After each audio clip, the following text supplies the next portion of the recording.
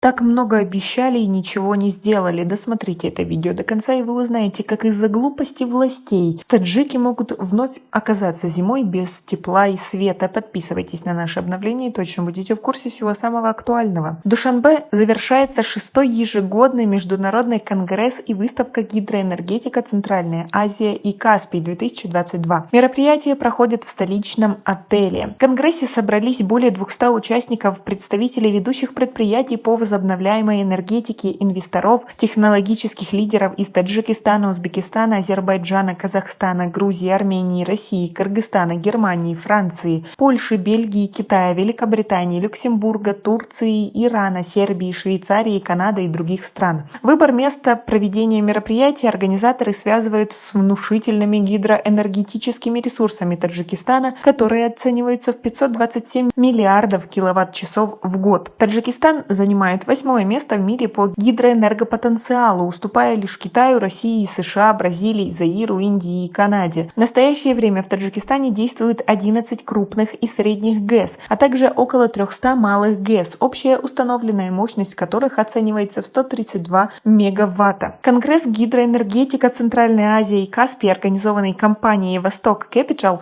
стал площадкой для диалога, обменом опыта, поиском решений и консолидации усилий представителей власти и бизнеса для эффективной реализации целого ряда проектов строительства и реконструкции, модернизации гидроэлектростанций региона Таджикистан, Грузия, Узбекистан, Азербайджан, Иран, Россия, Казахстан, Армения, Турция, Кыргызстан. Эксперты говорят, что таким образом Таджикистан ищет средства для завершения Рагуна и строительства Заравшанской ГЭС. А как вы относитесь к тому, что нам уже много лет обещают, что вот-вот строительство Рагунской ГЭС будет закончено и в работу войдут все агрегаты, но никак этого не случится? Свои ответы напишите нам, пожалуйста, в комментарии. Пока итоги Конгресса не подведены, но среди ключевых моментов можно отметить особый акцент на поиск дополнительных инвестиций для реализации Рагунской ГЭС, по завершению строительства которой позволит Таджикистану стать крупнейшим экспортером зеленой энергии в регионе. Средства, выделяемые государством на строительство Рагуна, недостаточны, поэтому необходимы другие источники финансирования. Понимая всю эту ситуацию, правительство приняло решение начать переговорный процесс с потенциальными инвесторами, рассчитывая получить грантовые средства или же кредиты под более низкие процентные ставки. В ходе работы Конгресса делегаты ознакомились с результатами производственного процесса станций, узнают о планах на дальнейшем развитии и расширении производственных мощностей,